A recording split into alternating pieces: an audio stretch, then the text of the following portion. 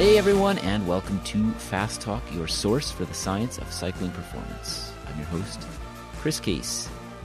Are you ready to go long? Today we want to introduce you to the fascinating world of ultra-distance cycling. While there isn't a true definition of what ultra means, and some of our guests like to say it is a state of mind more than anything else, for the sake of this discussion we're talking about multi-day bikepacking events, randonneuring events which range from 200 kilometers up to 1,200 kilometers, as in the case of the granddaddy of them all, Paris-Brest-Paris, and ultra-cycling races like RAM, the 12 and 24-hour time trial world championships, cross-state records, and the list goes on. What are these events? How do you prepare physically and psychologically for these endurance feats? What's it like to ride when sleep-deprived? What should you eat out there on the lonely road? That and so much more on today's show. Our featured guest is Matt Roy, someone who has been competing at ultra events of all kinds for over a decade. Some of his accomplishments. Matt holds both the Maine north to south and west to east cross-state records. He holds the Saratoga 12-hour course record. He won the Transatlantic Way Pairs Division in 2018. This is a bikepacking race around the western coast of Ireland. He finished the Paris-Brest-Paris in 2019 and has completed more than 27,000 kilometers of brevets since 2007. His list of accomplishments goes on. I'd also be remiss if I didn't mention the fact that he also holds his PhD in immunology from Harvard and now works in CRISPR and gene editing technology, a conversation we'll leave for another episode. Joining Matt on the show today is his friend and colleague Nick Legan, the road brand manager for Shimano, who is also an accomplished ultra-distance cyclist, having completed Tour Divide and the 12-hour time trial world championships on more than one occasion.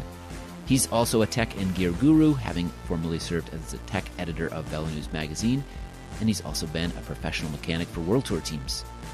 We also hear from Jose Bermudez, another accomplished ultra-distance cyclist. As he likes to say, his modest claim to fame is that he's the first and still the only person to have completed RAM, the Tour Divide, and the Trans Am, which is a self-supported bikepacking race across the U.S. He's also raced the 350 and 1,000-mile Iditarod events up in Alaska in winter, so he's a little bit off his rocker. Not only does he race, he also coaches. Jose is a USA Cycling Level 2 coach. Irrelevant, though still interesting, is the fact that he is a professor of philosophy at Texas A&M University. I'll ask it again. Are you ready to go long? Let's make you fast. Well, this is one of those episodes that maybe is a little bit out of our typical theme of science and physiology.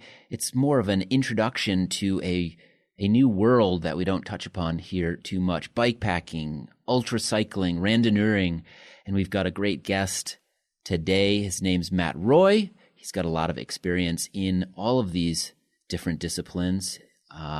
You may know him as... Can I introduce you as Mo Bruno Roy's mechanic of choice, Matt? Absolutely, yeah. So yeah, tell us, Matt. Welcome to Fast Talk, first of all, and tell us a little bit more about your background in this ultra distance, ultra endurance cycling world. Yeah, of course, and thanks so much for having me on the show, guys. It's a real pleasure.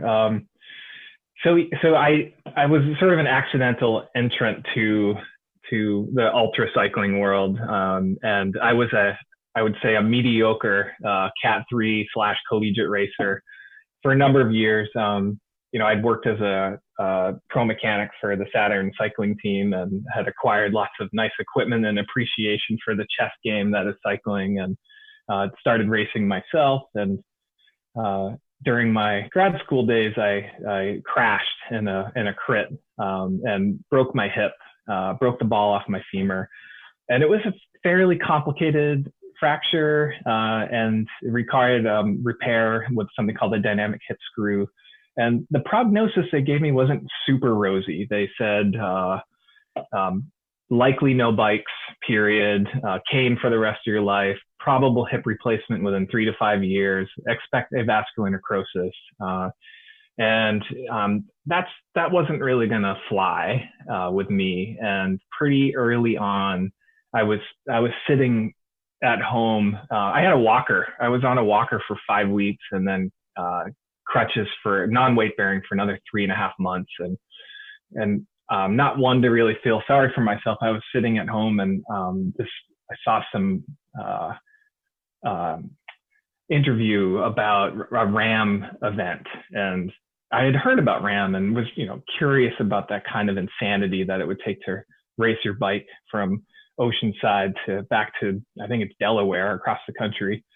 And I started looking into what ultra cycling was, recognizing that my favorite thing about racing was riding my bike.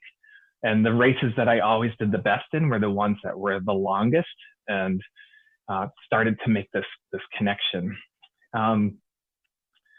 In that world of and looking into ultra cycling, I discovered that the governing body for ultra in the U.S., the UMCA, was also the keeper of cross-state records, Maine west to east, north to south, all of these records. And I thought that one way to rehab myself would be to set my sights on something kind of audacious, and decided probably within a month of breaking my hip that I was going to set the Maine north to south ultra cycling record. And that's the beginning of it all. You didn't pick the shortest state. You picked something a little bit more challenging and remote because you're Matt? Well, because why? There's a few reasons. One is I wanted to be New England. And I had some issues with the decided endpoints for Massachusetts. The decided endpoints for Massachusetts were North Adams to Boston. And really, any self-respecting masshole knows you have to go to P-Town to get to the end of the state. Yeah, exactly. Okay.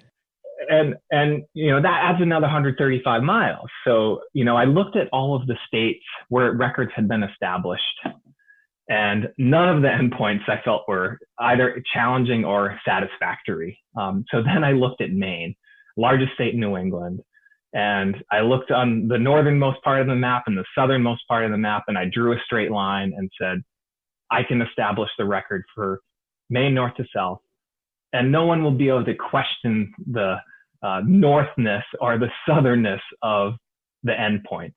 And I knew that it would be beautiful. I knew that it would be a challenge. And really, within a few months of this injury, I just set my sights on this. I effectively dropped out of grad school. I didn't really drop out. I just didn't do anything other than research my dissertation, and just set my sights on learning how to pedal a bike and get back to it. So I had my sights set on ultra to set this event, but I learned the ropes of ultra through randoneering. Tell people a little bit more about this, because it's steeped in history. It's got French origins, probably a little bit of a black box to a lot of people that aren't familiar with it. Tell us more about that.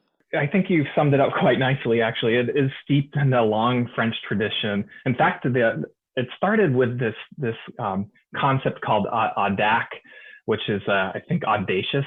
And the first established event was in like the 1850s, and it was in Italy. And a set of riders were going to try to ride from Rome to Venice or something. I don't know what the exact route was.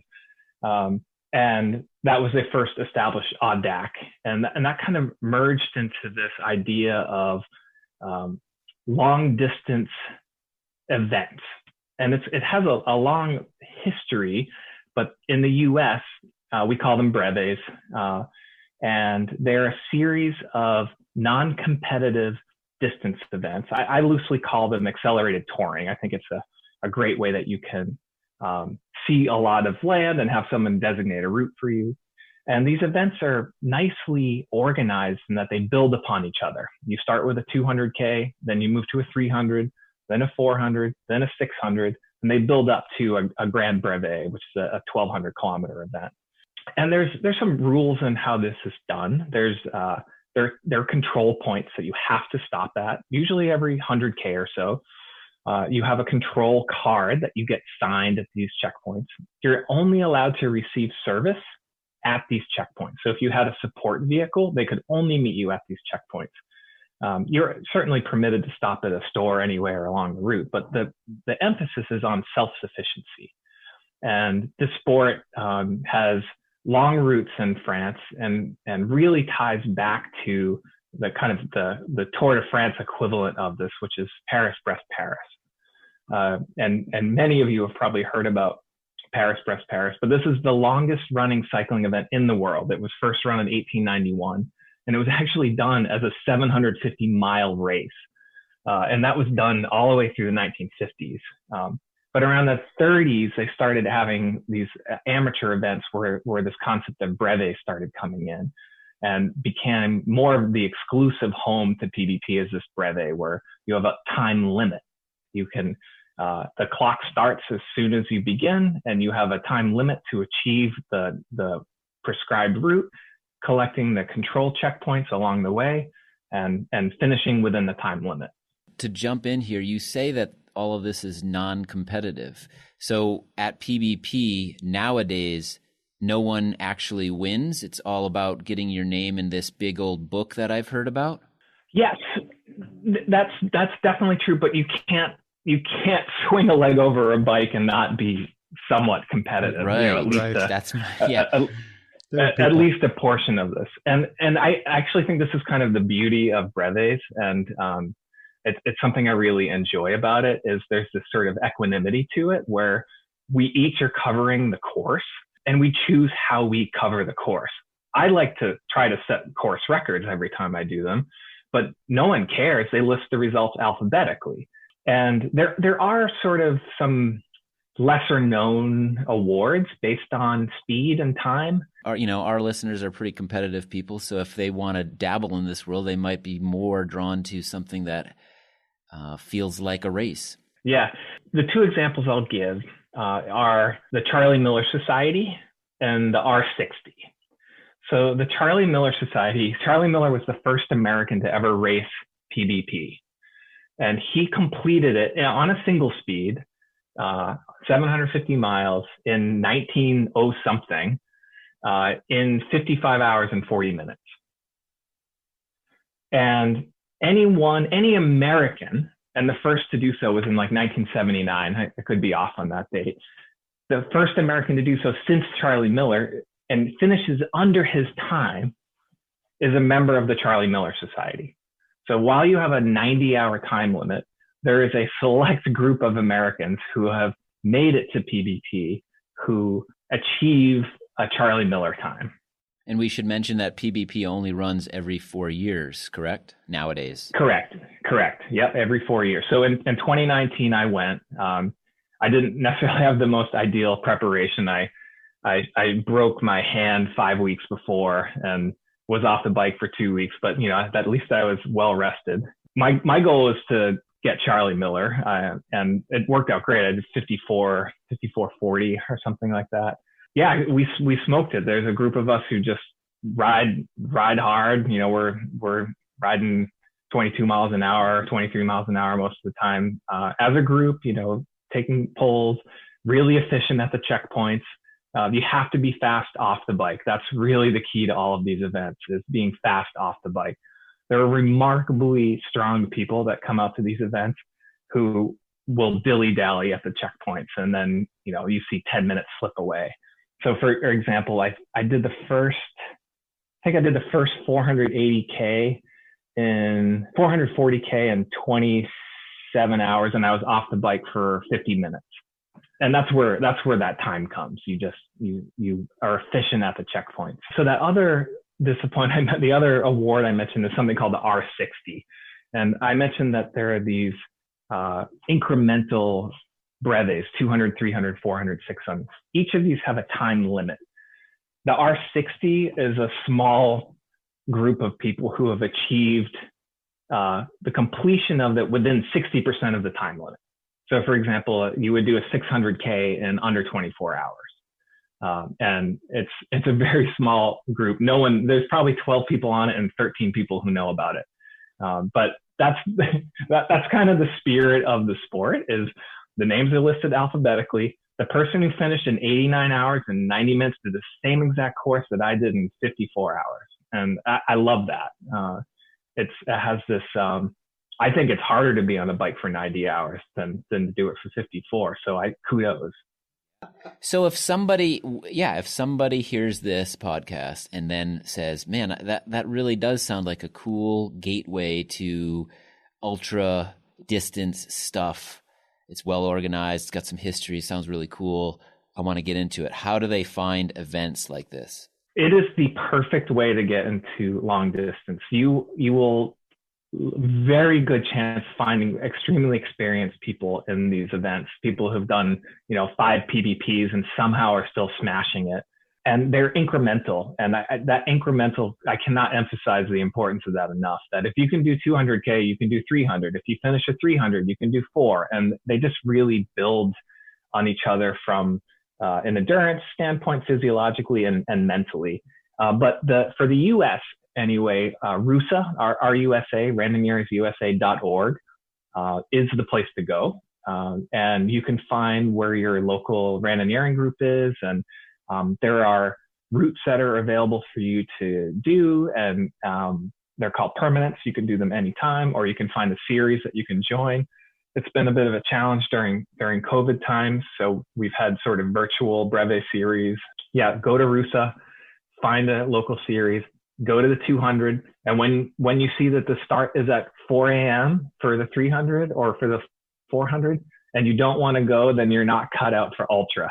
You have to be willing to get out of bed and really get to the start at 4 a.m.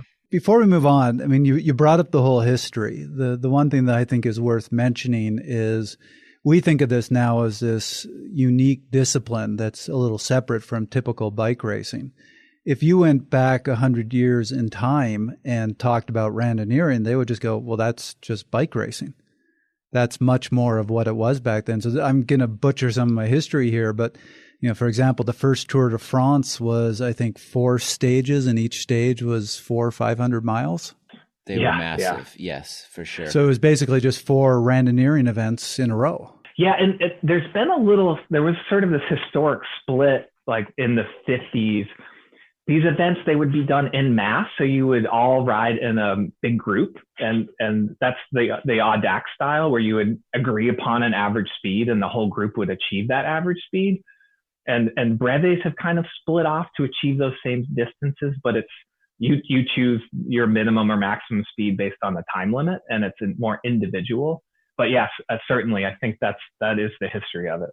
Of note here, when we talked before or last week, Matt, you mentioned something that I thought was really interesting about this event, the history of this event, and the different ways that different nationalities sort of deal with it. Basically, I'm getting at the fact that at PBP, when you did it, the majority of the people on sort of not historic, but traditionally maybe lugged steel frames with heavier, racks and things like that were the Americans, and all the Europeans were riding their carbon Lapierres with, like a bike packing bag on the back of it or something that's a little more aero. Is that true? 100%. And I found it, I loved it. It cracked me up so much because the U.S. rando scene is there's a lot of oldie timey, your Rene Hurst crank and your drilled out brake levers and your bar cons. And I don't care what bike you're at. And I just love that part of it. But when I lined up in Paris, everyone was on a carbon deep dish wheel bike with 25C tires. And, I was on a titanium 7 with 32s for a little more cushion for my recently repaired hand. But yeah, don't let the style of bike you see at local brevet scare you away from the beauty of the sport. I love that diversity of it, but certainly you could probably tell the nationality of the rider based on the bike, especially if it was oldie timey. It was an American or a Japanese, and they had a beautiful hand built, hand painted lugged bike. And with a huge trunk bag on the back that had a spare crank because they probably need it. And 12 speeds, none of which are even close to a ratio of worth going up a hill. Right. Yeah. But they do the same course. 650B wheels, 48C tires. Go for it. Nick Legan, the road brand manager for Shimano, is an accomplished ultra-distance cyclist, having completed Tour Divide and the 12-hour time trial World Championships, among other races. Here he is talking about 12-hour time trial events and how they require a very different approach. So it's put on by RAM, the organization that does Race Across America, and it's the 6, 12, and 24-hour World Time Trial Championships. So it's not a UCI event. This is entirely different.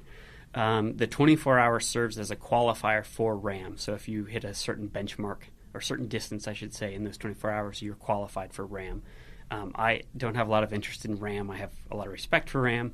But I got this 12-hour idea in my head, and I've always loved road time trials. I grew up as a road cyclist first, and jumped into that one again, not really knowing what I was doing. But I had been doing all these gravel events where 12 hours suddenly seemed short. Sure. And I was like, well, why not give that a go? And then I was able to go back a second time and get on the podium, which was really, really satisfying. It is different. Cycling likes to slice up the sport in a lot of different ways and look at the differences instead of the similarities. This is what we do as human beings. I saw it as this incredible opportunity to take a lot of those problems out of the equation and focus on what can I do. It's a simpler problem to try to solve for versus Tour Divide. And so I was really focused on my nutrition and getting into an aggressive, or for me, aggressive time trial position. And it's a little more scientific. You can solve for a lot, or you control a lot more. It's like the hour record times 12. Or the amateur hour record. Yes. Times 1. Exactly. Yeah. So let's dig into a few of those elements, the nutrition side of things and the equipment side of things. Yeah. Let's start first with nutrition.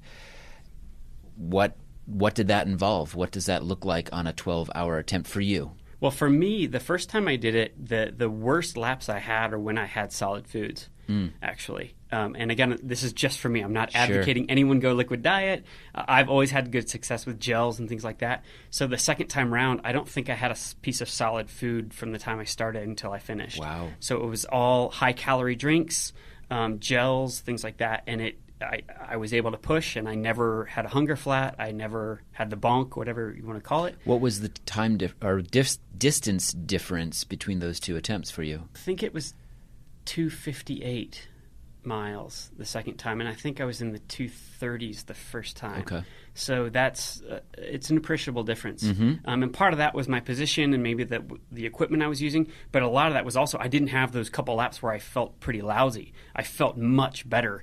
And the heat was similar. So my strategy for heat adaptation and cooling techniques was similar for both attempts. But my nutrition honestly probably made the biggest difference. That, and I just was able to spend a little bit more time before the event in that position, that very specific position. So let's talk about the position and the equipment used on this bike. How do you balance aero with comfort? Because I would imagine that's the equation in some ways, balancing those two. Well, it's one of those funny things. What's interesting about that event is you can look at 6, 12, and 24, and you can look at the people who are fast in each of those distances, and it kind of tells the story right there, that the shorter the distance, the more aggressive you can be with your position, for instance, the less you need to take on board from a nutritional standpoint. In the 6-hour, you don't have to deal with lights. We start in the dark in the 12-hour, and you're required to have a flashing light. And obviously, for the 24-hour, they're out there a lot longer, so they're dealing with a wider temperature range as well. So I was riding a full TT bike the whole time. I ran a power meter the whole time. I ran a disc wheel the whole time, a skin suit. This is, pretty... and you see people just as much on recumbents. That's another interesting element to this particular event. People on recumbents, you see people on like steel fixed gear bikes. Wow. So it's a really broad range of people, abilities, and bikes. I was maybe at the slightly speedier end of things, in particular the second time I did it. I was even playing with things like, do I start with a full tail time trial helmet, long tail, and then switch to a road aero helmet, and what's the time cost of that? So I did some modeling using some online applications, things like that. Even things like using sunglasses that have photochromic lenses, so that I didn't have to change glasses throughout the attempt or the ride. Do you have support during this? Somebody to hand you stuff as you go past? Yeah, so at that one, you're on an 18-mile lap for most of the time. And then in the last hour and a half of each of those distances, you switch to a shorter, I think it's a 4-mile lap. And so each lap, you can receive support. Then the question becomes, should I stop or should I take that support? Because it might be faster just to blow through and not. Sure. I mean, stoppage is stoppage. It's really, really. I think that's what you learn with a lot of these longer events is that you don't have to be fast if you can just not stop. And that sounds obvious, but when you start modeling it out, fast when you're off the bike, if you're off the bike. Or just don't be off the bike. Yeah, I mean, right. I think if I went back into the 6 hour, I would just start with everything I was going to use for the entire ride and recognize that I was going to go into caloric debt. I was going to get dehydrated by the end of it and not stop. No, could you get a Musette bag hand up on a 6 hour? Then you still have to deal with that, right? Yeah. So if I can go through that transition area or that support area at 22 miles an hour without stopping, quote unquote, versus slowing to even 12 or 15, well, I have to accelerate back out of that. And if the guy or the gal, man or the woman who I'm racing against decides not to do that, I've just put myself at a severe disadvantage. And I know that sounds tiny, but those differences, they get magnified. Every time you have to accelerate out of a corner, every time you're doing it for a long time, those things add up. And this is the interesting thing with just ultra in general is that small decisions can have big ramifications because you're out in the world for so long, right? So aero matters as much as we want to. Yeah. It's not always sexy to talk about, but if your jersey fits well, for instance, even if you're going 12 miles an hour at a gravel race, it matters. It's still, because our wind speed. Especially over the hours that you're going to be out there. Yeah. And so I think a lot of people think about ultra as an excuse to, no, I shouldn't say an excuse, but they approach the problem differently. And honestly, I think that a lot of the same solutions that work for World Tour actually are very applicable to people wherever they are in their efforts, especially if we're talking about ultra, because you're just out there so long. So, for instance, in the 12-hour time trial or out there in Tour Divide, are you able to just sort of tune out, shut off, and be on autopilot? Sometimes, but I think if you're really pushing, in the 12-hour, I would say no, I never shut off. I'm the kind of person I'm doing the mental math all the time, and I'm hitting the lap button to get a sense of, am I on pace, am I behind pace? And I have a grid taped to my handlebar to refer to say this is what this looks like, 18 miles an hour, 20 miles an hour, etc. And am I eating enough? Am I pushing up the hill as hard as I should be? Am I looking at my power to pace, etc.? So it's a lot of mental work in addition to physical. On Tour Divide, you can absolutely tune it out a little bit more, especially when you're someone like me. I'm not trying to break the record. I do want to. You mentioned enjoy. I do want taking that scenery and yeah. Oh yeah, I want the selfie. I want the I want the photo with the people I'm riding with. So it is a little more experiential as opposed to race. But you still need to stay switched on. You need to keep your head in the game, and that's to take care of yourself, to take care of your bike, to do the preventative maintenance, whether that's not to get too nitty-gritty here, but whether that's taking advantage of a restaurant's bathroom to clean yourself, for your saddle interface, or lubing your chain, staying on top of your tire pressure, things like that. Before it gets out of hand, especially when it comes to self-care. You don't want to let that weird sensation under your butt go too long before you take care of it or whatever. Or that numbness in your pinky that's spreading to your ring finger. It's like, I need to address that by moving my hands. Your whole arm. Yeah, I need to move on my handlebars a little bit more. I need to try some things. Take a glove off, put a glove on. And so, those things, they add up. I mean, taking the time on Tour Divide, we hit car washes, the do-it-yourself car wash, and just blast that mud off, get it clean again. That preventative maintenance, it goes a long way, and it seems like you're wasting time, but these are things that they pay off in the long run. And again, this is all about the long run. Right. So we touched upon RAM. Maybe we should go a little bit deeper into RAM. That's sort of when you say ultra cycling nowadays, I think most people think of RAM, these cross-state records, some of these 12 and 24-hour TTs. This, to me, seems like almost the antithesis of randonneuring. Do you want to dive into that just a little bit more? I think they're complementary. You see a lot of the best ultra racers coming out to PBP and shooting for course records, obviously unofficial, because that's not how PBP rolls or randonneuring rolls. And I would say they're complementary, and I used breves as a way to prepare for ultra.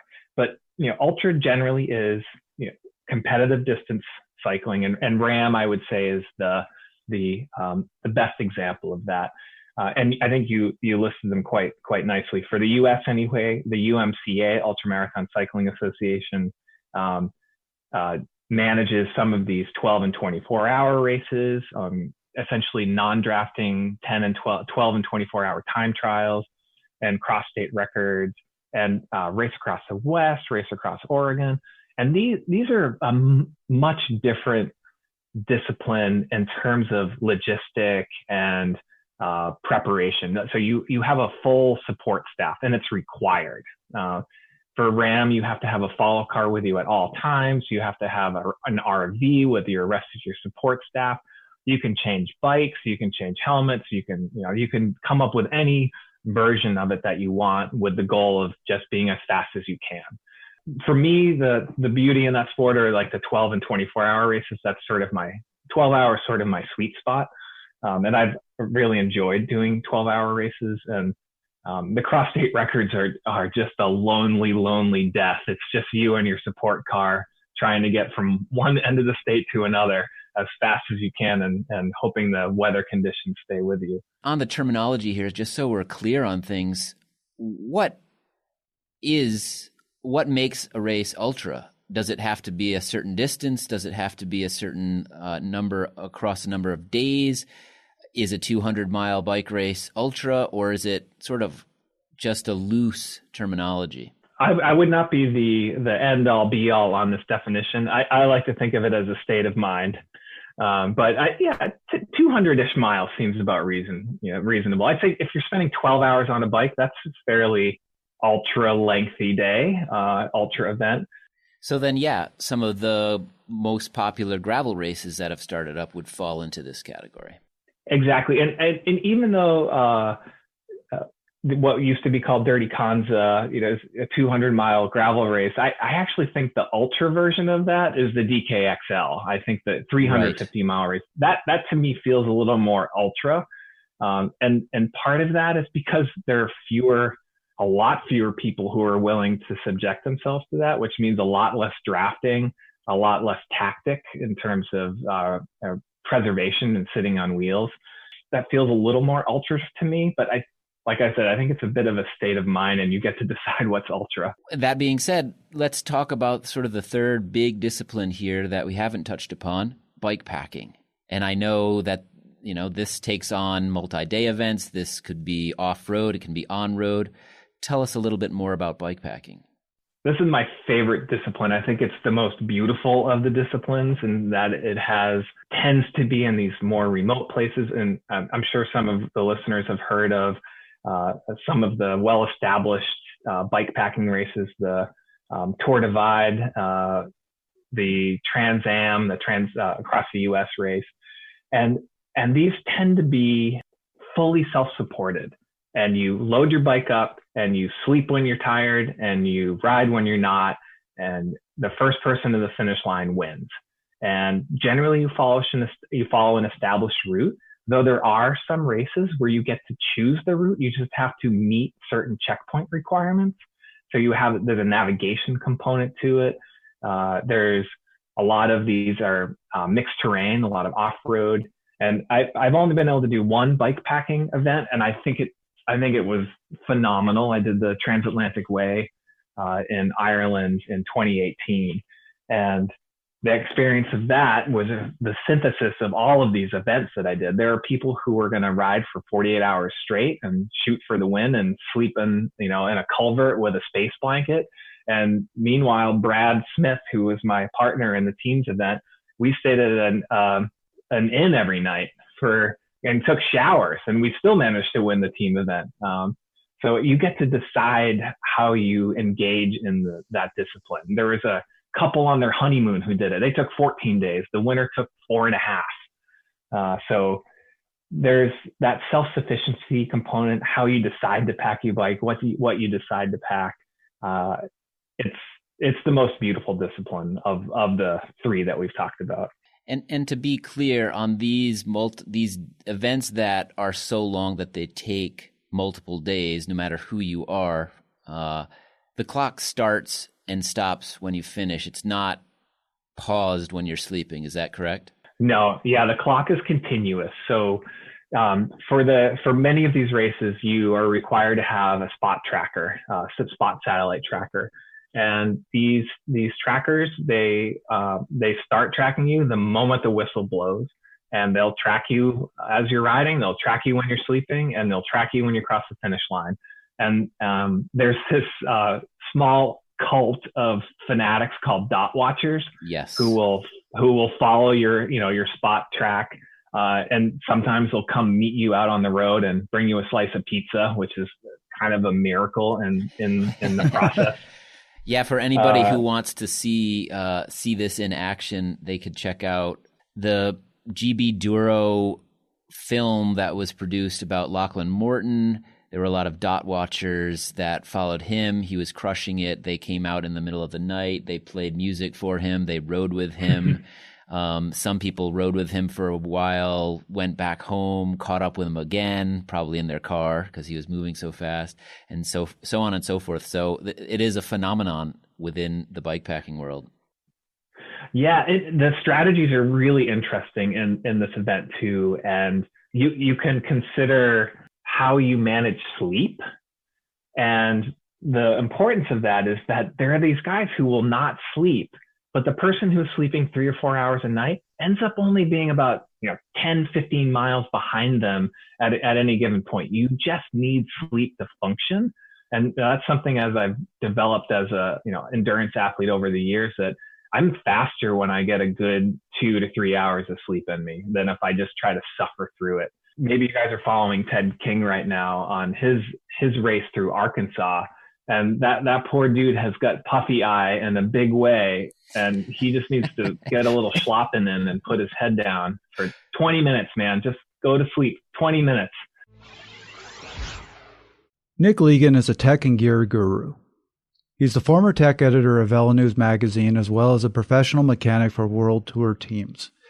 Here he is again talking about racing the Tour Divide and the gear that's needed. So let's talk about one particular event to start, and that's Tour Divide. Okay. You've done it too many times. You've done it too many times. Your wife would say you've done it way too many times. Yes. You've started it several times. You've finished it once now. But tell me about all of the things you learned through that process of attempting again before you actually finished, specifically when it comes to gear choice, equipment choice. I mean, that's a big, broad topic, but hopefully you can drill down to the key elements here. Yeah, absolutely. I think that the if you just want some big takeaways instead of gear specifics, the big takeaways for me are that comfort is speed, that if you aren't comfortable on your bike for too many hours, then you won't be successful, and that reliability often trumps lightweight or other aspects of performance, that you need something that's durable. Your body needs to be durable. Your bike needs to be durable. The body-bike interface needs to be durable. The tires, etc., need to be durable. I should explain, for those who have never heard of Tour Divide before, it is a race from Canada to Mexico, essentially. That's the really simple version of it. And it's all off-road, so we're talking basically a mountain bike race here. More or less, yeah. So it's 2,700 miles from the beautiful place of Banff in Alberta, Canada, down to the Mexican border at Antelope Wells, New Mexico. It's 2,700 miles. I think it's 200,000 feet of climbing. It's a lot of climbing, we'll just say that. And it's predominantly off-road. I would argue it was called the Great Divide mountain bike route when it was created, but that's because I think when it was created over 20 years ago, that was the best tool for the job. It's in some ways a glorified gravel event. Right. There isn't much single track, but a 29er tire is still the default tire size. So, and it is it's really hard. So it's self-supported. There's no support vehicles. You do it on your own, and if you're really a purist about it, the rules state that, for instance, if you and I lined up together, we can't even share resources or draft off of one another. So it's very much an individual effort, even if there is some camaraderie involved. Right. Maybe a silly question, but what are the absolute essentials for an event like this in terms of equipment? Determination. Good answer. In terms of gear, yeah. I think you need some way to keep yourself warm and moving during daylight and into evening hours. Some people do very little sleep. And then, some way to keep yourself somewhat safe when it comes to sleeping when you're going to take those brief respites from the trail. So, some people, beyond that, I think everything is debated, whether you need battery-powered lights or dynamo-powered lights, or if you need water filtration or you don't need water filtration. A lot of that, stove or no stove? Most people racing it don't bother with a stove. They just find food somewhere. Yep, and you eat everything ready-made. Yeah. So it's a pretty cool experience. The record is under 14 days.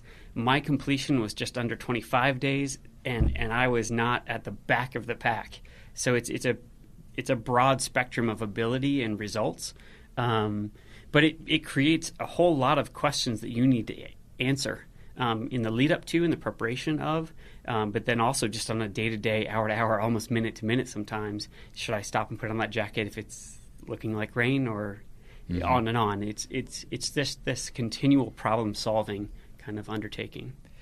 One of the things we talked to Matt about was this idea of to sleep or not to sleep. Yeah. I think that's probably a very personal thing, and also it goes along with your goals. If you're really trying to go fast, you're probably going to start getting into sleep deprivation and be okay with that going into. But if you're sort of trying to balance things and enjoy it a little bit more, but not go so fast, you have to find what works for you.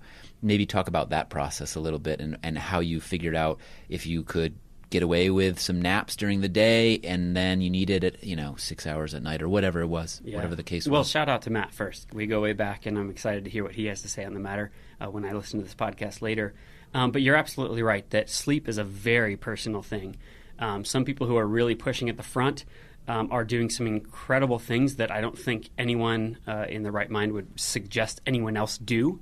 You have to take responsibility for those decisions and own them, and try to, again, not create, essentially not turn yourself into a liability for other people.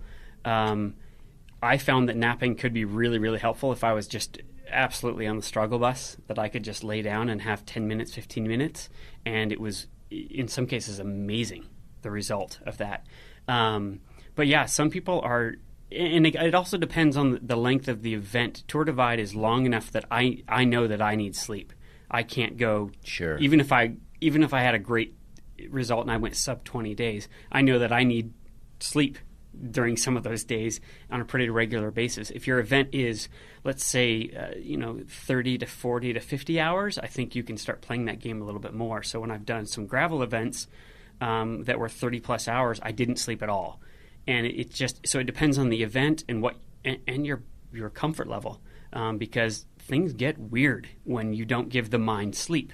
So your ability to make good decisions, your ability to be a human being in a world that's still ongoing in a way, so traffic, etc., things can get a little weird and sideways if you're not careful. Yes, Matt shared some stories and I've heard others talk about the hallucinations they deal with. Yeah, strange things that come out of the woods it can get kooky at them. Yeah.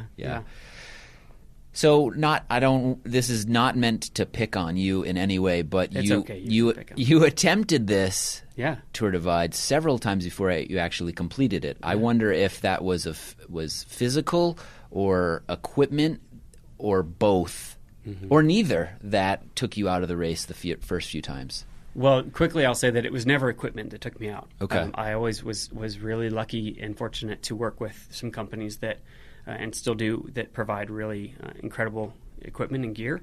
No, full disclosure, I think I attempted it 3 times before I was able to complete it on my 4th attempt. The first time, to be honest, I had no business being there. I just jumped in. I was too excited. I jumped in, and I didn't do the work. I should have gone and tried to tour sections of the route, for instance, or I should have tried a little recon. I had done what formerly now called Unbound. I had done Dirty Cans at 200 a few times, and suddenly thought that it was a good idea to jump up from 200 miles to 2,700 miles. I had bit of a stretch. I had some people kind of nudging me in that direction, whether it was really my best interest or not. But yeah, I had some overuse injuries and tendonitis that knocked me out, and then it was kind of injury that knocked me out of 2 of those. And then I'll admit that my 3rd attempt, I just lost it. I went northbound, which Matthew Lee, who's the protagonist in the Ride the Divide documentary, he joked with me that, good luck on the Big Lonely, because most people go southbound. They start in Canada. Some people, yeah. You see a lot fewer people going northbound. And I was fit. I was ready. I had a great bike. I had no gear problems.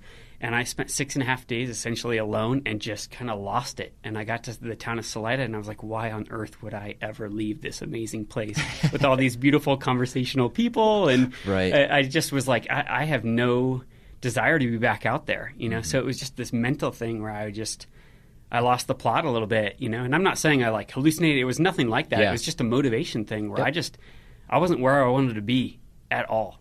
And so I stopped. And it was, as someone, I'm not saying I'm this super successful person, but I'm pretty accustomed to setting a goal and accomplishing it. And so Tour Divide represents something pretty pivotal in my life, which is grappling with failure is tough mentally.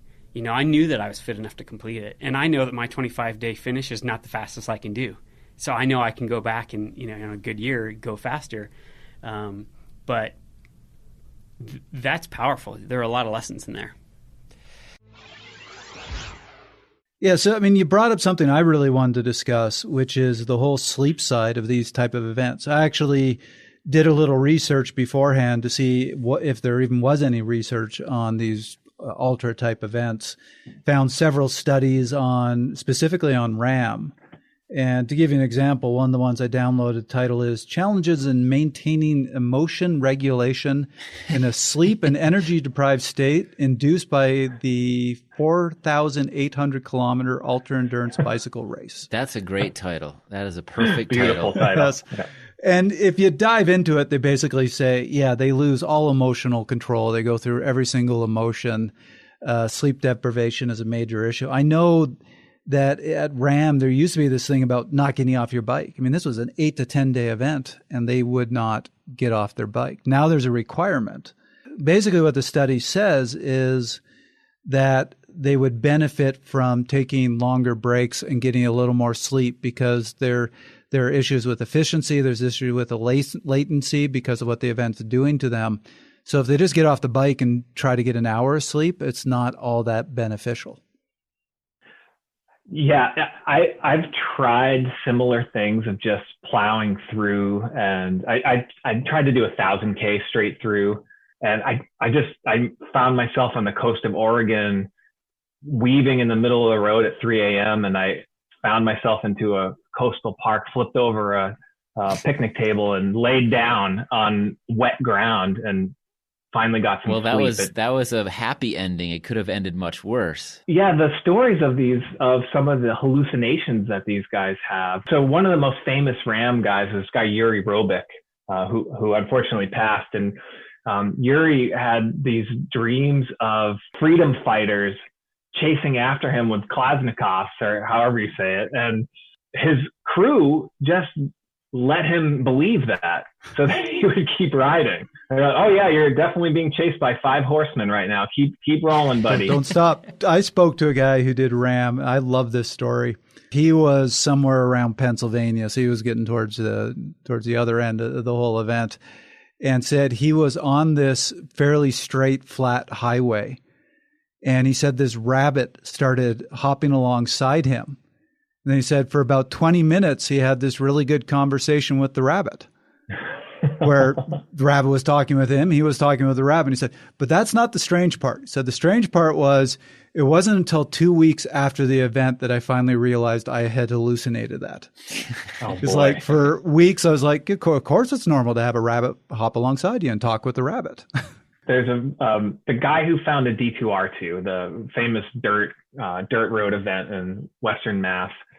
This guy, Sandy Whittlesley, and he holds the record for Boston to Montreal Boston, which is the PBP equivalent of the US when it was run, 1200K. I think he did it in 44 hours and change, some insane number. He had, old cat eye halogen light with 2C batteries trying to peer his way through a rainy night in Vermont roads. And he told me how the guardrail turned into a giant snake. And he said if it wasn't a snake, he probably would have continued heading towards it. So his hallucinations saved his life. Wow. In that context.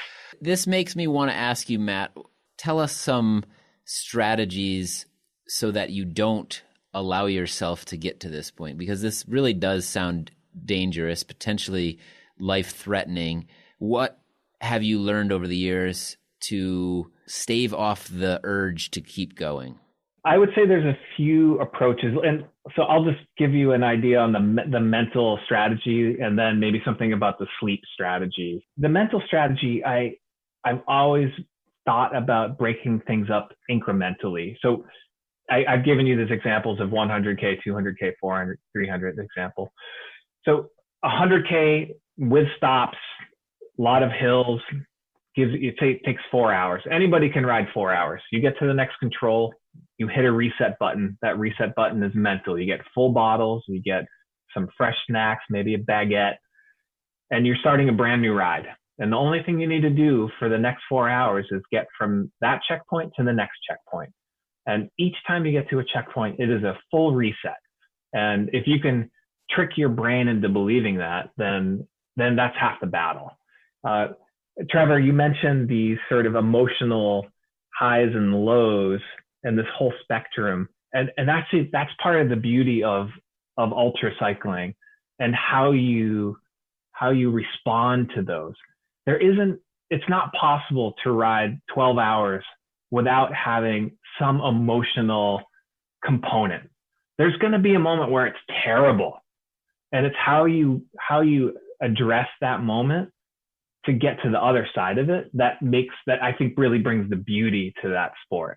And for me, I've been able to compartmentalize it and say, I'm suffering, but I'm going to get to this checkpoint because that's only 45 minutes away from now if I stay at this speed. And when I get to that checkpoint, it's a new ride and I don't have to worry about those ghosts from 20 minutes ago.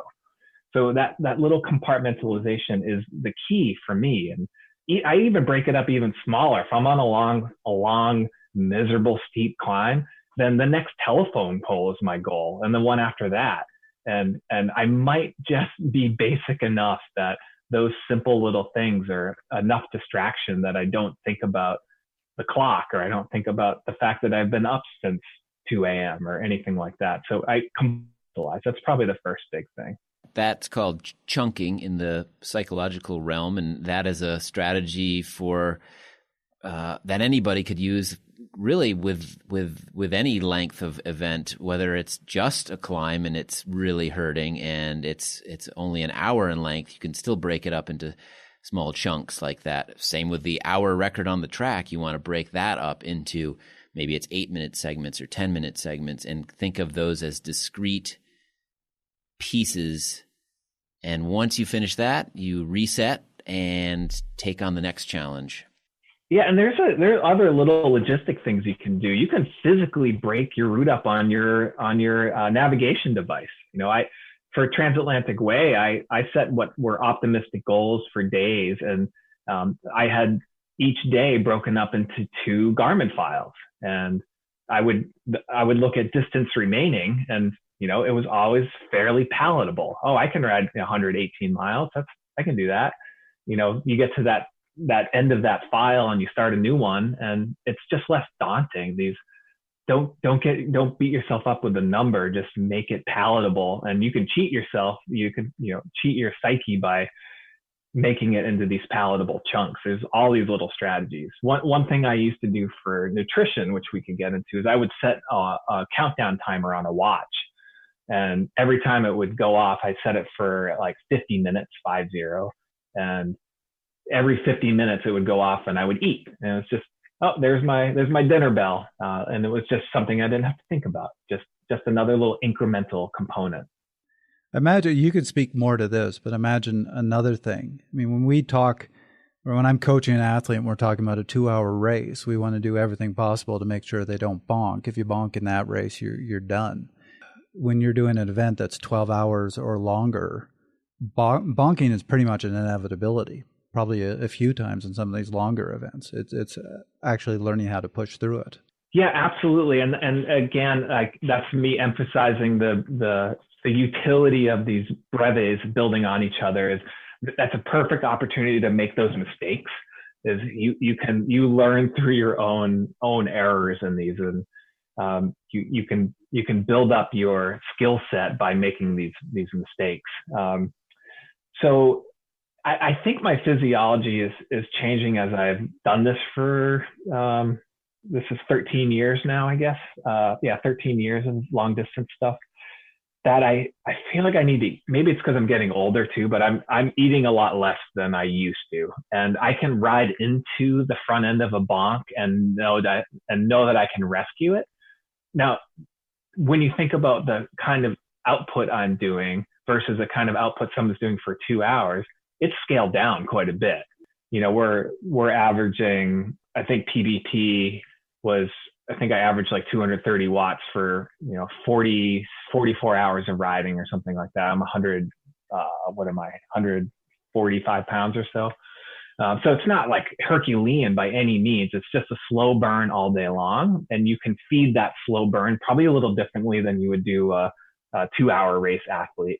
So I wanted to touch on the sleep part of it. And, through my years of doing this, and I think we could probably pull data together to demonstrate this, that you are not faster if you just stay awake the whole time. And unless you're super jacked up on caffeine or who knows what, it's not sustainable. And I have found myself way faster if I just get down for a little bit of sleep. So for the strategy of these events, you can deal with sleep a few different ways. And one thing I've learned to do is add in caffeine gum to my palate. A lot of caffeinated drinks don't really sit well with my stomach, and caffeinated foods don't do well, but the stupid gum, it gives you something to do. You're kind of chewing and you're awake and it's minty, and that little bit of caffeine seems to really help a little bit. So, PBP, I rode 28 hours straight. And there was a lot of kind of adrenaline in that and excitement in that. And, but when I got the sleepies at dusk, just as the sun, at dawn, as the sun was coming up, just had a couple chews of caffeine gum, and, I can tolerate caffeine pretty well usually. And that was a good trick for me. But, when I got to that checkpoint, and I'd been on the bike for 28 hours, I made a decision to stop. I had remarkably good legs that weekend. I was with a guy, an Australian guy, super strong, who finished. He was the 6th finisher at PBP. And I knew if I had stuck with him, I would have finished with him. But I made a decision to stop.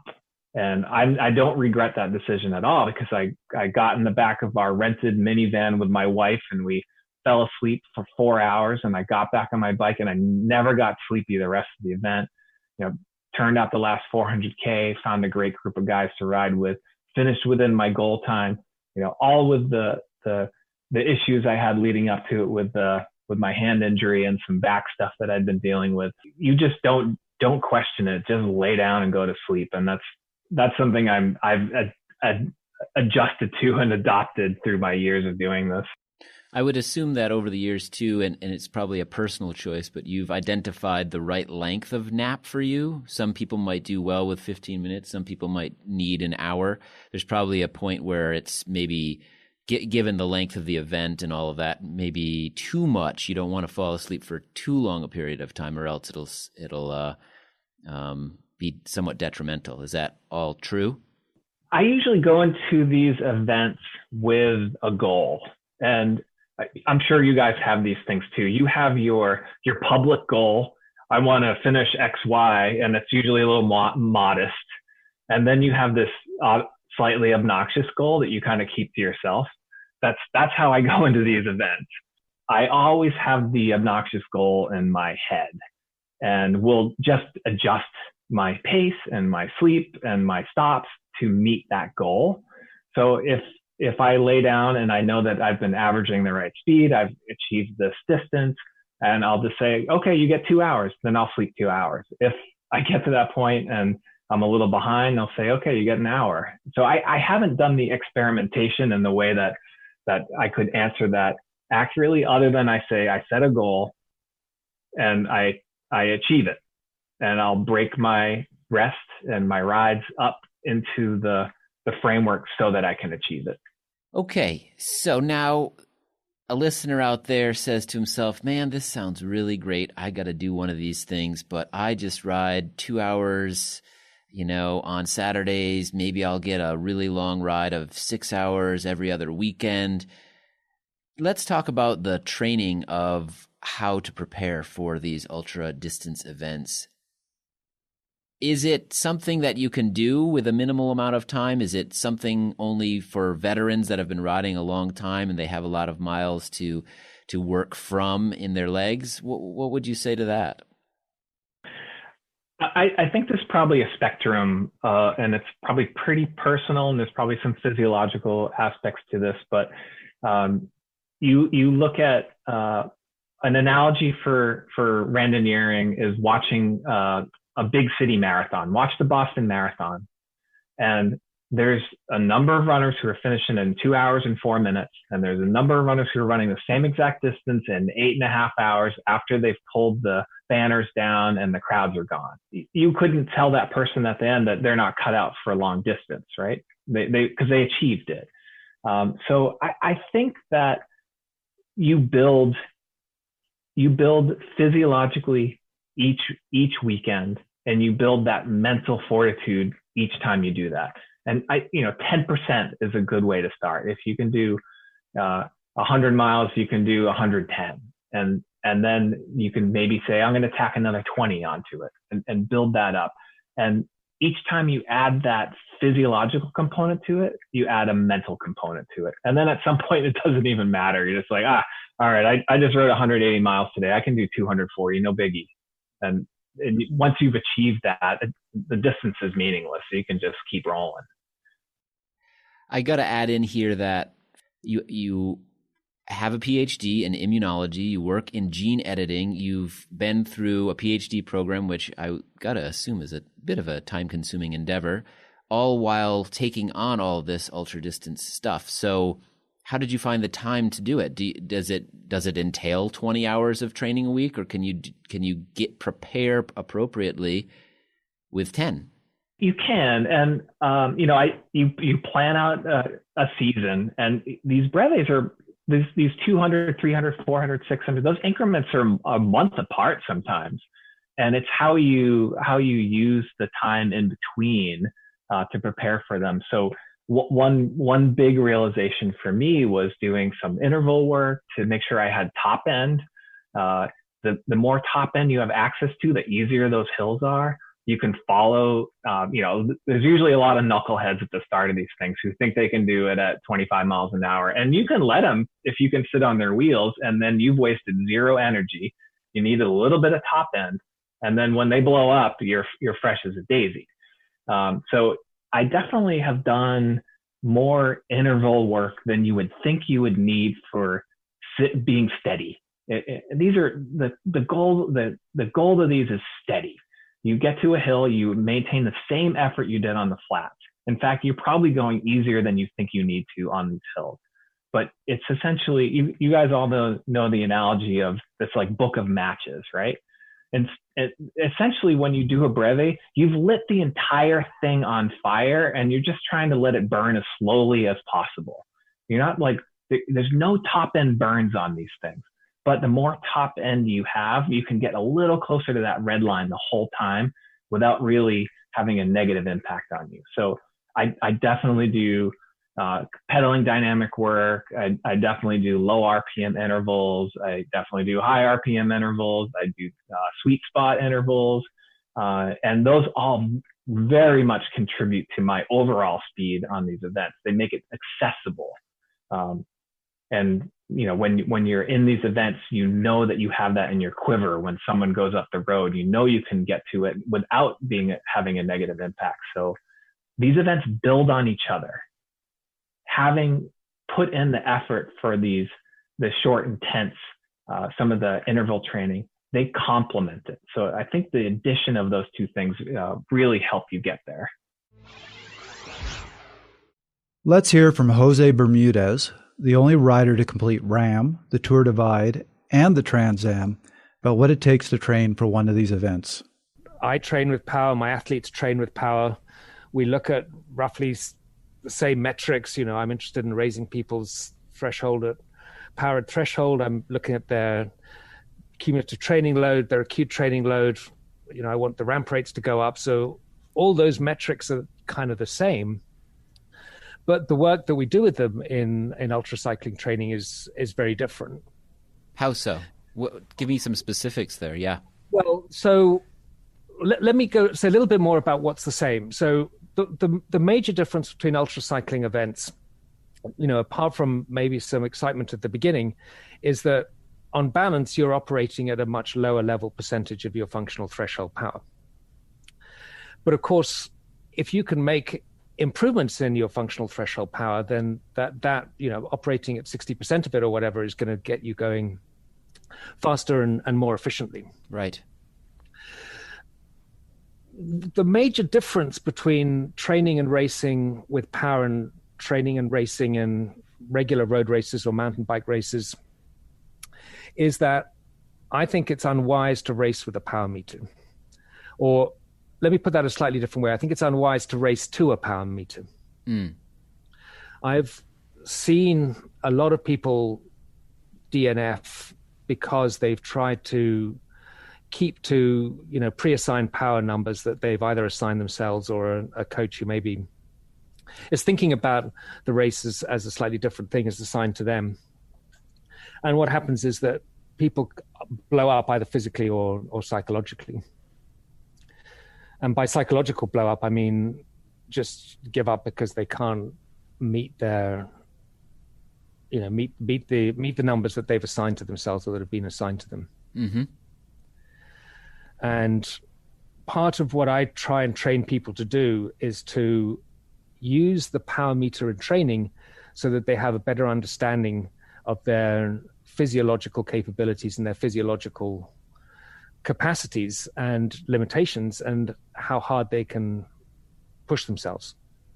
If you could give some specifics here on maybe just volume, is there a minimum that somebody needs per week or month that gets them to the level that they can tackle their first brevet at 200K, 300K, 400K?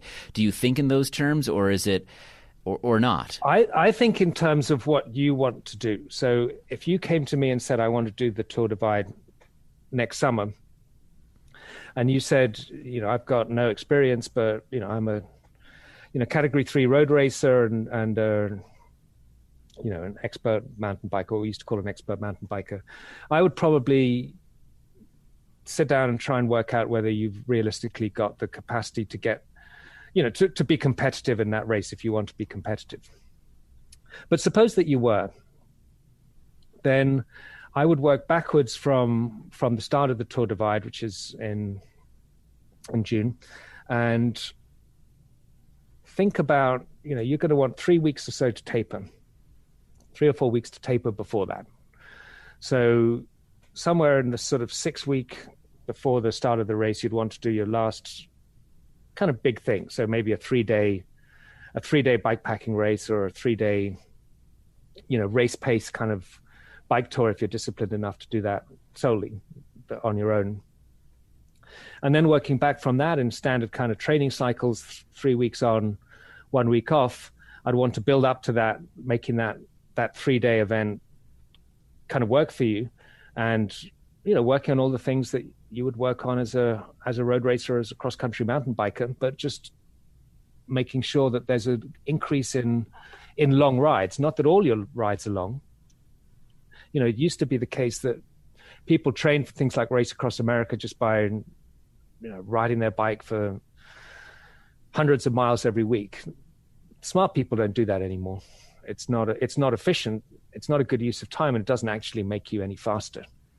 So Matt was very clear to point out that he still does some work at high intensities. He does some specific interval work, which helps him with his top end, even though you might think that's really not what he's going to want to tap into when he's doing a 450-mile bike race. Yeah, I mean, so I'm interested to hear what Matt was doing. But yeah, my training routine is all interval based, and it's not mainly sweet spot intervals. It's mainly threshold intervals, and there's some real intensity in there. I think it's good for people to do VO2 max intervals, and partly that's for physiological reasons. I mean, I think it helps people it helps their bodily adaptation. It helps them raise their threshold. But also, there's a lot of suffering in these races, and it's good to practice that. Suffering comes in lots of different varieties, and it's good to practice lots of different types of it. Yeah, excellent. I mean, for me, the physiological side of the longer the race, the less the importance of the physiological piece. And what I mean by that is, if it's a 25-mile time trial, I'm pretty sure that you could predict the results pretty accurately by doing a power test at the beginning. Mm-hmm. And if it's a road race, say it's a 50, 60, if it's a criterium, you could also predict it pretty well. Road race, slightly less so, but still you can get a good read from what people's power curve looks like to how they're going to do in events. When it gets past 500 miles, none of that stuff really works well. Mm-hmm. And what makes for success is it's a complex spectrum of things. Certainly, you've got to be in really good shape,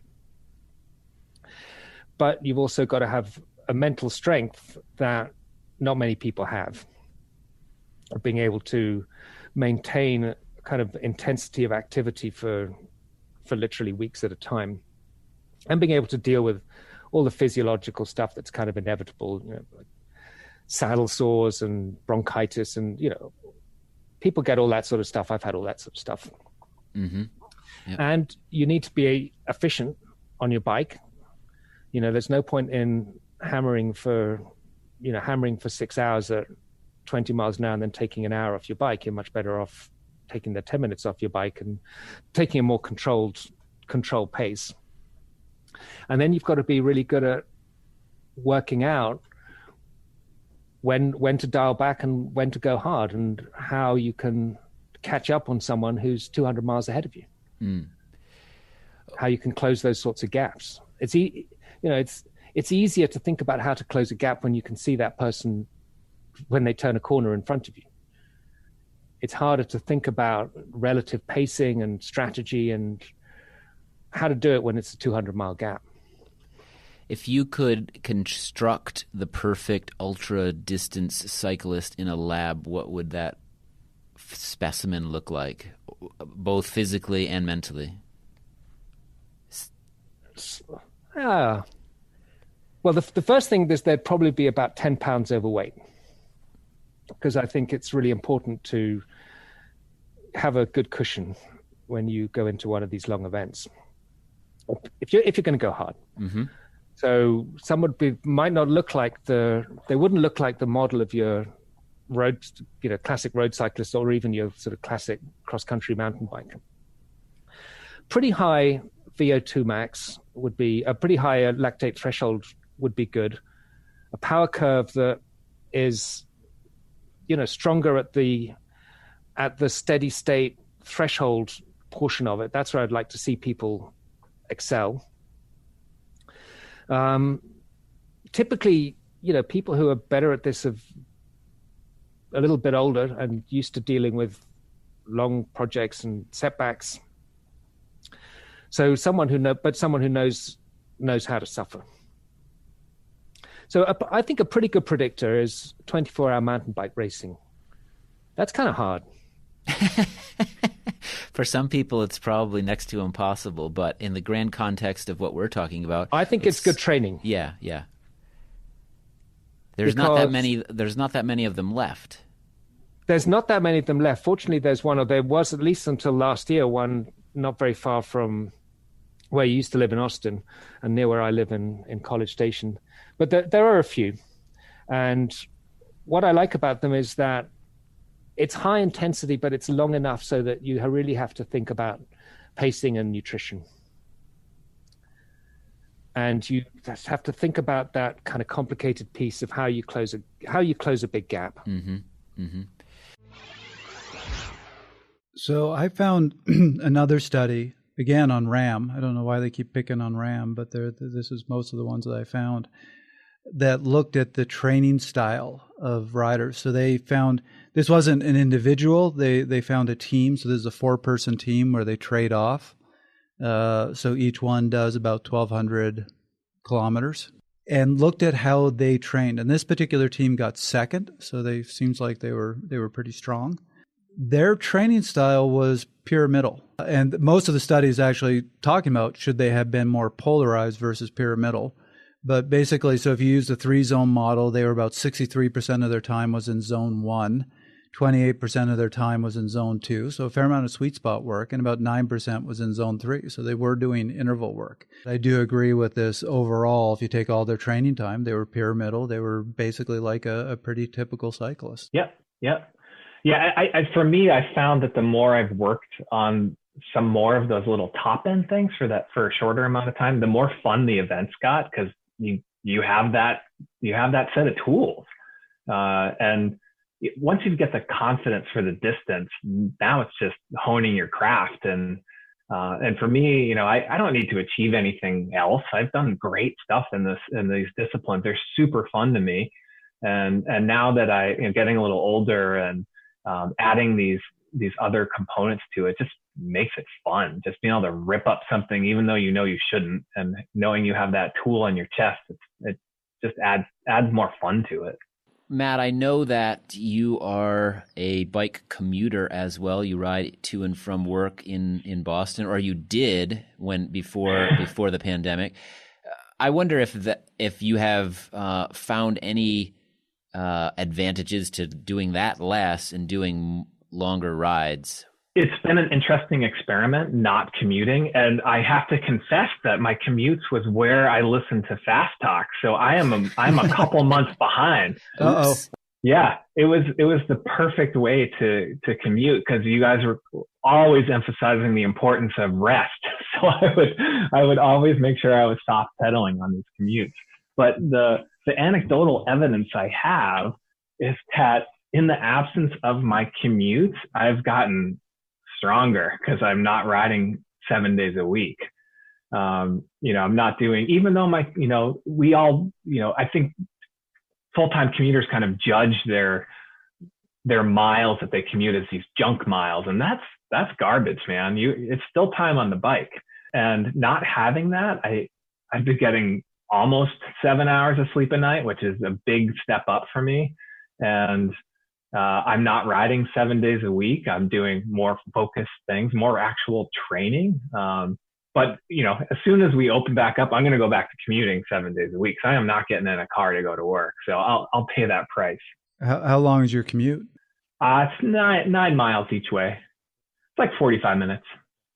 So Matt, one other question here about the nutrition that I think I'd like you to speak to, and that is, if you get to a gas station in the middle of nowhere and they don't have your favorite Cliff Bar that you're looking for, but you're really craving Funyuns, should you go with the Funyuns? Yeah, I have definitely learned that you do not deny your craving. It's your body knows better than you do. Now, I'm going to throw in a caveat here that A, I have a pretty iron stomach, and B, I'm a longtime vegetarian. So that hot dog that you see rolling on the thing and the 7-Eleven with the Band-Aid on it. No one should ever touch that thing. Yeah, it never crosses my mind as being a palatable item. So I would say my risk level is a little bit lower in general. But I have a weak spot for the cheapest sour cream and onion chips, and the one that has MSG. Bring it on! It's just what I crave on these rides. Yes. So I've definitely learned to go with what I'm hungry for, but I try to eat as much real food as possible. So in addition to being my wife's mechanic during her racing, she in her previous career was a soigneur for pro cycling teams, and she is now my personal soigneur for these events. So I get handmade sandwiches in the middle of these events, and I get to eat real food. And that is a remarkable benefit, because it's not just one bar after the other. And that reminds me that there's a lot of sugar in your life when you do these ultra events, and there's not really any way around it. I found the things that work for me. So I'm a full scratch convert. I can drink scratch without ever really having it negatively affect my stomach. It always hydrates me well. I don't care if it's hot. I don't care if it's cold. It always does the same thing for me. Doesn't matter what the flavor. It's palatable. It's fine. I've tried other things. This is the one that's always worked the best. In terms of bars, I try to mix it up. And there's some bars that I ate exclusively that I can't even look at now. But the things that have the fewest ingredients are the things that seem to continue to work the best for me. And especially their ingredients you can pronounce, I find to be a good guide. Yeah, but real food is a big component to it, and that's quite helpful to me.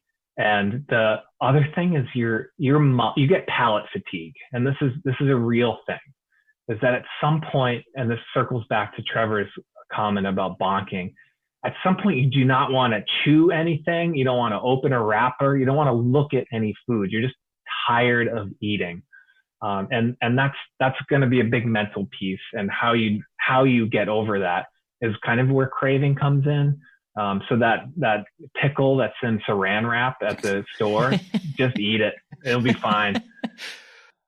Yeah, I remember, I don't have very much experience with ultra distance stuff, but I have done what used to be DK a couple times. And I remember the last time I did it, getting to that final aid station, my dad was there, a couple other people that I knew were there, and they had a whole, there was a spread of different things.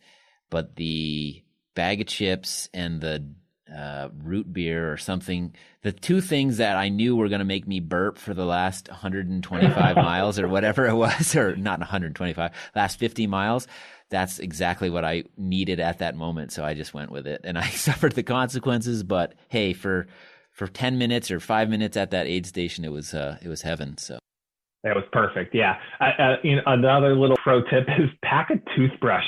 If you get your teeth become, and this is a very non-palatable description, but your teeth feel hairy after a while, just from gross. So much damn sugar, and just being able to brush your teeth at some point is a really nice. That for the bike packing stuff, I love brushing my teeth like partway through the day, and it also helps with that palate fatigue. It kind of gives you that's another way to chunk it. You give yourself a clean slate. So I'm trying to find it, and I unfortunately can't, but one of these studies about RAM did talk about the caloric deficit that the average cyclist sees over the course of the event, and it was actually quite amazing, considering as you said, you're trying to make sure you eat as much as possible. You get tired of eating. I'd like to say the caloric deficit over the course of the event is like 14,000 calories. Yeah, there's no way you're gonna be able to fill the void, and how your body deals with that is probably going to adapt over time. This one thing that used to happen to me is a day or two after a long distance event, I would gain or retain 5, 6, 7 pounds. And it's as if my body was in some sort of preservation mode. And it was saying, all right, we're going to hold on to fluids. And around the second or third day after an event, I had to be within about 5 feet of a bathroom because I could not stop. There. Your body just finally gets rid of all that fluid. And as I've gotten maybe more experienced or older, the amount of things I take on board has reduced. Maybe I'm more efficient, and now I don't have that same experience with that. You can never replace during the event what you lose, and you'll get sick. It's just your body can't process it. You guys have probably all eaten too much on a ride. You did a coffee shop ride with your friends, and that sandwich looked too good, and you get back on your bike and there's a bowling ball in your gut, and you're supposed to pedal your bike after that. You're supposed to be able to digest it and pedal a bike. So that's where simplicity of food kind of comes in, is, don't eat too much, but keep what you do eat fairly simple. Let your body do its natural processes, but recognize that you're asking it to do a lot. You're asking it to pedal for the 12th hour on the same day and digest an ungodly ingredient list of food. Doing an ultra takes more than just training. Here's Jose Bermudez talking about the other critical factors such as nutrition, sleep, and gear. I think it's good to have a lot of miles in the legs. I mean, I've seen a lot of people. So the Tour Divide is an interesting example. There's a film about the Tour Divide. A lot of people have seen it. They think, I'll have a go at that. And they don't really understand the realities of racing your bike for a long period of time. It's 2,700 miles. I mean, the record is 14 days. I did it in 2016 and got a top 10 finish. I think I finished it in 18 days. Anything less than 25 is reasonably brisk. But a lot of people, they've never ridden their bike for more than 100 miles. And to finish in 18 days, I had to ride for 155 miles a day for 18 days, sleeping by the side of the road and carrying stuff. And, that's a different kind of level of commitment and intensity. And you can't do it unless you're really comfortable on your bike, unless you know your body, unless you know your equipment, unless you can fix your bike, unless you figured out your nutrition plan. And that's not something that, that's not starter level type stuff. The nutrition piece is probably the biggest piece, I think, in ultra cycling. Yeah, go into that if you wouldn't mind. I completely hear what you're saying. We've heard it from Matt. We've heard it from Nick before. How does one figure out what works best for them? Practice. Yeah, simple, right? It's really simple. You do a lot of races, you do a lot of long training rides, and you work in different conditions. Because this is a very personal thing, too. Some people might have to go completely whole foods all the time because they cannot tolerate gels. Some people might do well in the very opposite direction of that. Well, there are a couple of different things to think about. I mean, one is conditions. And I think a lot of people that I coach and that I've raced with have real difficulty finding stuff palatable when it gets hot. And by hot, I mean, if you do something like the race across America, which I've done, you're crossing the desert near Borrego Springs, and it was 120 degrees when I went through it in 2015. Going through that kind of temperature nonstop for 48 hours, which is what it takes to get across from Oceanside to Congress, Arizona, it's pretty hard to fuel yourself. And what a lot of people do is they find something that works real well for them for a century ride and think that that's going to work for 1,000 miles, and you'd be surprised at how that stuff that tastes really good, after 4 hours tastes really completely unpalatable after 48. Yeah, I hear what you're saying there too. Yeah, I can only imagine.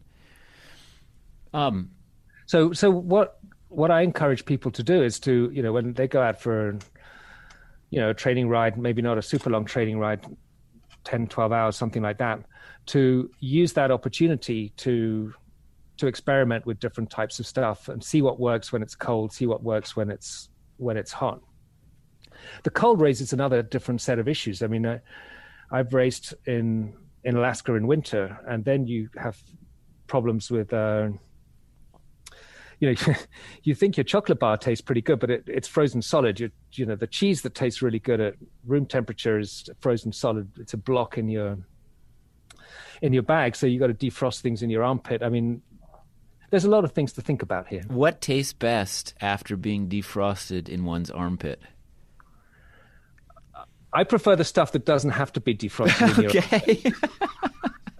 And what would that be? Call me old-fashioned in that respect. So I like nuts. Okay. Yep. I like nuts. I like chocolate-coated nuts, like M&Ms and stuff like that.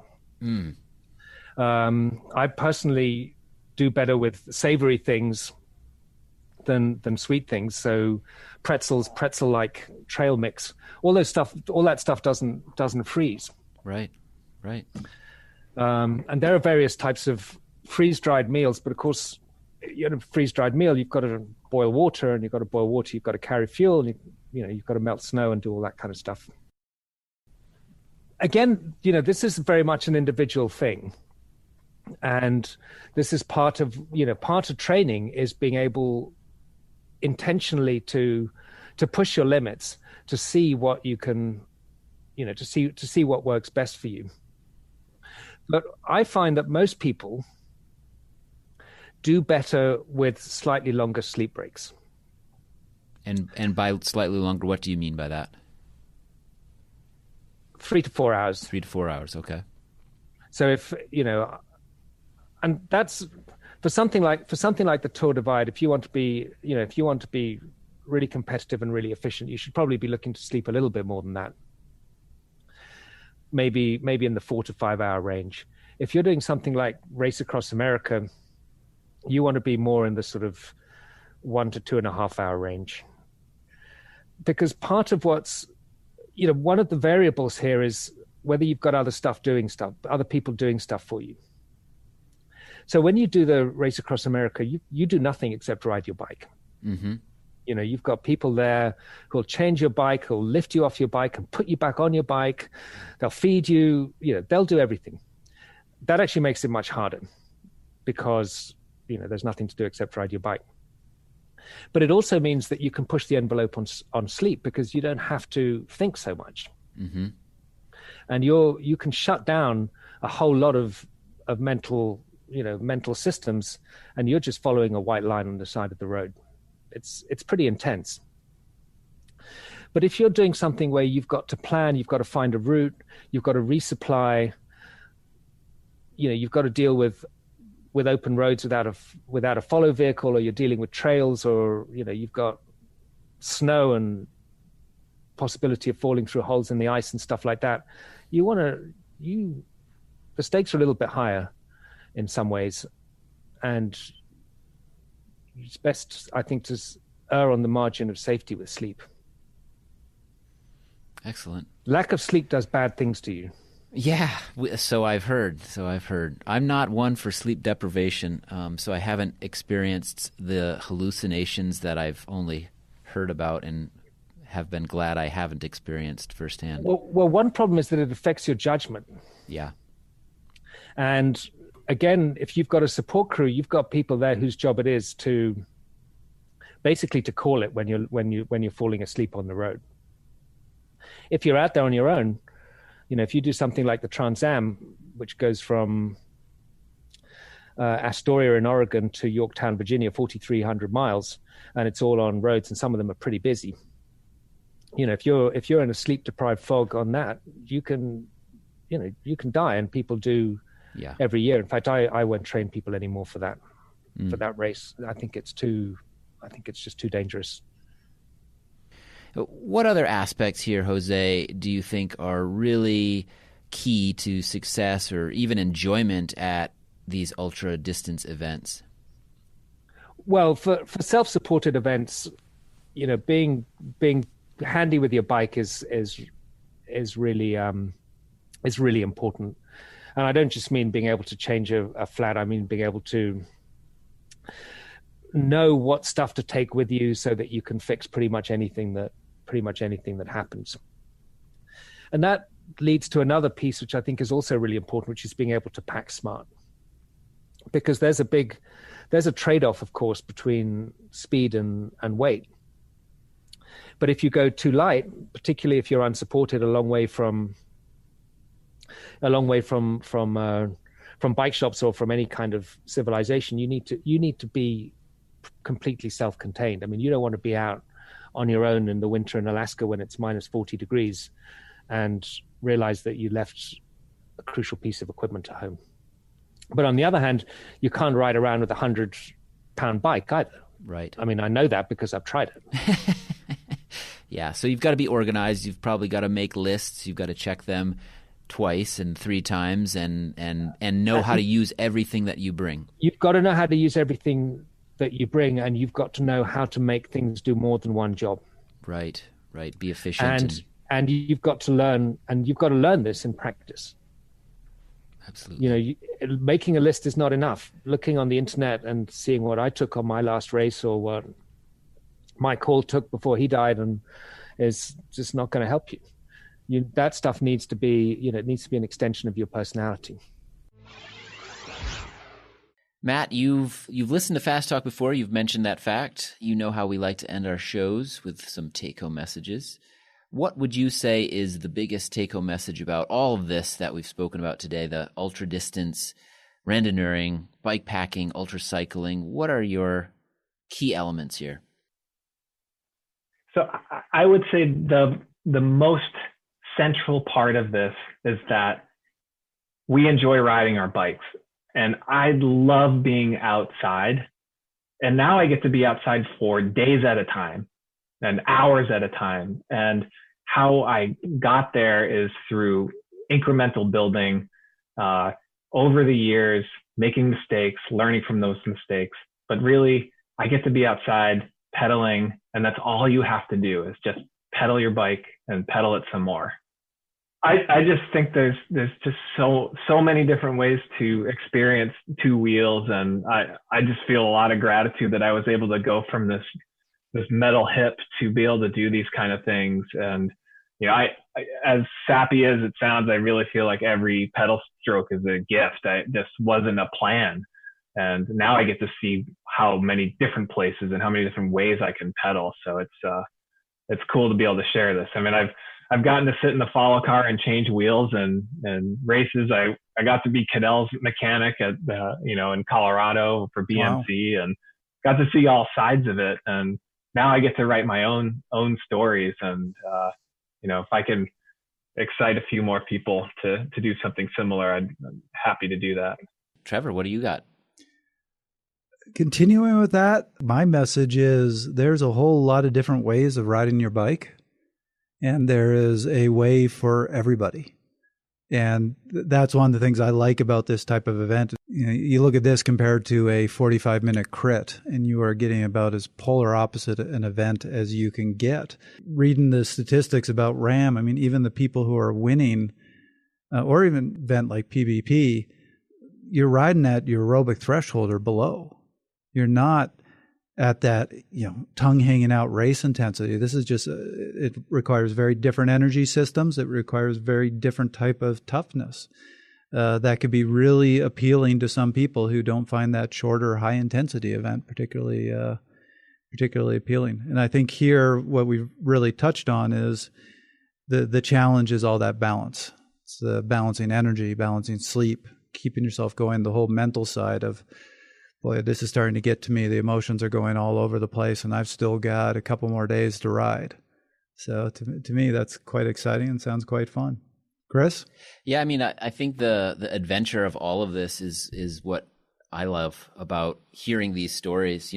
We didn't really talk about Tour Divide, but something like that is something that, sure, some people race it. Other people are just out there enjoying it, but they're learning a lot about themselves along the way, figuring stuff out about whether it's, their capabilities or just having a good long think about life and the world. It allows for that on these events. So yeah, there's a lot of different entry points, a lot of different ways to get into what we have talked about generally, which is this ultra endurance, ultra distance type stuff. There's the stuff like RAM, which is, that seems like it's pretty competitive and very racy. And then you've got randonneuring, which is, if you want to feel like you've traveled back in time 100 years, that's for you. And if you want adventure, then and you're self-sufficient and you want to challenge yourself in a different way, and combine backpacking with bike riding, then you've got bike packing races. So I love the fact that it's all ultra, but it's very diverse at the same time. Thanks. I appreciate you bringing me on, and it's been an honor to be able to have a schmo who keeps it below threshold on your show. That was another episode of Fast Talk. As always, we love your feedback. Email us at fasttalk@fasttalklabs.com or record a voice memo on your phone and send it our way.